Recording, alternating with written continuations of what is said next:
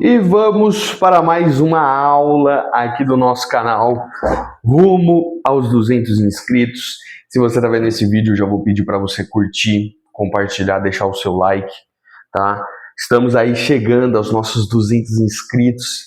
Estamos tentando produzir vídeos aqui praticamente todos os dias. Tem videoaula de assuntos que caem em vestibular, que vai cair na sua prova aí.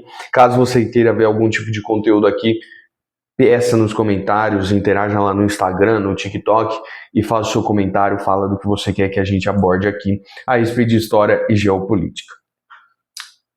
Um assunto que está muito em alta e é um dos motivos para esse vídeo, que é uma coisa que tem se tornado, infelizmente, cada vez mais recorrente em mídias alternativas como Instagram, né, as redes sociais em geral, é o crime organizado. Né?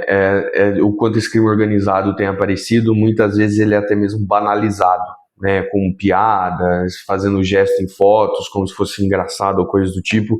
Então essa aula é mais uma ideia de contextualizar para você como surgiu e tipo assim, eu estudo muito essa área e eu não vejo em nenhuma obra até mesmo das pessoas que investigavam a facção criminosa do estado de São Paulo desde o início, que viram como nasceu, sabem, estavam lá desde a primeira situação.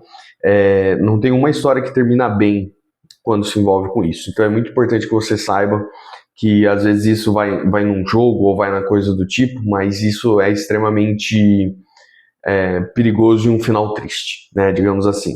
Bom, para entender então, você sabe, já estou aqui com a minha colinha, deixe o seu like, curta esse vídeo, compartilhe e vamos falar da maior organização criminosa do Brasil, primeiro comando da capital. Bom, para isso a gente vai voltar no início dos anos 90, no interior de São Paulo. Né? Tudo se inicia na Casa de Custódia de Taubaté, o CCT, né? Casa de Custódia e Tratamento de Taubaté, conhecida como Piranhão, né? Eu falei errado, perdão. Conhecida como Piranhão, né? De origem, era um hospital psiquiátrico, mas o governo do período transformou em uma unidade de segurança máxima para os presos mais perigosos do estado, São Paulo. E aqui, quais são os pontos importantes para a gente já entender esse contexto que eu acabei de falar? Se inicia nos anos 90, de origem era para ser um hospital psiquiátrico e acaba se tornando uma unidade de segurança máxima. É um lugar lúgubre, projetado para isolar, tá? Mas que acabou servindo de laboratório para algo novo que estava surgindo. Tá? Então, o que estava surgindo? Isso estava surgindo através de algumas personagens que a gente vai ter que falar e a, entre aspas, ideologia do período. Tá? Nós temos o José Márcio Felício, que é o Geleião, e o César Augusto Roriz da Silva, né, o Cezinha. Né? O Geleião, ele era um mentor intelectual disso tudo. Ele observava a desorganização das outras quadrilhas criminosas e ele teve uma visão inspirada na máfia italiana. Né? No sindicalismo criminoso americano também, era preciso unir lideranças para dominar o sistema de dentro para fora. Né? Então ele vai usar como exemplo a máfia italiana e o sindicalismo do crime que já existia nos Estados Unidos naquele período. Tá? Parar de agir como pequenos bandos e agir como um sindicato do crime, literalmente, né? Ter uma união, né? Que vai ser até o lema da organização criminosa, né? O crime fortalece o crime, tá? Então surge nesse contexto de meio que um sindicato dentro do mundo do crime nos presídios do interior de São Paulo, né? Começando pela Casa de Custódia e Tratamento de Taubaté. Bom, isso vai para você entender, a gente não vai direto para a fundação, tá? A gente não vai direto para a fundação da organização. A gente vai falar um pouco do que estava acontecendo antes, tá? E a gente vai começar lá em 1993, tá?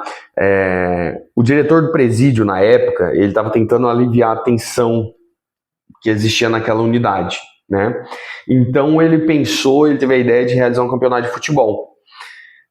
Mas ele sabia que esse futebol era apenas uma fachada, né? O verdadeiro objetivo dele era meio que unir os aliados em uma ala e eliminar a oposição na outra, tá? Então era mais ou menos essa ideia, né? O futebol ele foi usado como uma ferramenta de articulação política, tá? E estratégica aí por parte do diretor do presídio de 1993. Bom, o dia que chega assim, o dia D, podemos dizer, foi dia 31 de agosto daquele ano, tá? Era para ser um racha, né, uma partida comum, mas o Geleião e o grupo dele já tinham decidido que aquele dia seria o dia da fundação oficial do sindicato criminoso. Né? O alvo eram líderes de facções rivais já daquele período, né? O Baiano Severo e o Garcia, que eram contra essa ideia do sindicato criminoso.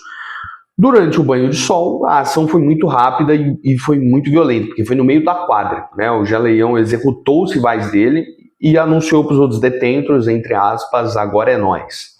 Né? E você percebe, né, a coisa importante para a gente notar disso é que a fundação ela já foi selada com sangue e tomou definitivamente o controle das alas do presídio, né? Foi um negócio assim muito rápido e daí vai partir para o que nós chamamos, entre aspas, a paz entre os irmãos, né? Que vai ser meio o estatuto, né? Que logo após o confronto de que a gente falou do que o Geleião executou os rivais, vai redigir o estatuto, né? As regras eram claras: irmão não mata irmão, irmão não explora irmão. Né? Eles queriam se diferenciar das quadrilhas comum e o nome surgiu ali mesmo no calor do momento, foi o primeiro comando da capital. Né? Surgiu lá na hora que estava sendo redigido já o estatuto, já estabeleceu que o nome seria primeiro comando da capital. E a partir daquele dia, o estado de São Paulo ele perdeu o controle total sobre o que acontecia dentro dos muros de Taubaté, totalmente. Né? E perdeu isso. E o que começou numa quadra de futebol de Taubaté, né, rapidamente espalhou. Né? Quando os fundadores eram transferidos para outros presídios, como o Carandiru, eles levaram consigo essa nova metodologia de organização, né, e transformando o sistema prisional brasileiro para sempre. Né? Então, achavam que a ideia era separar eles, e nessa de separar, acabava que eles espalhavam isso, né, eles disseminavam isso nos presídios que eles estavam. Né? Então, esse é um primeiro vídeo aí de uma série que a gente vai falar a respeito dessa segurança pública, desse sistema prisional brasileiro desde a década de 90. Beleza? Então, eu espero que vocês gostem desse tipo de vídeo, desse tipo de aula. Tá? Eu vou tentar trazer mais vídeos a respeito desse, se eu ver que é um conteúdo bacana que o pessoal está assistindo. Tá? Então, se você gostou, não esquece de deixar seu like, de curtir esse vídeo. Muito obrigado mais uma vez. Até a próxima aula. Tamo junto!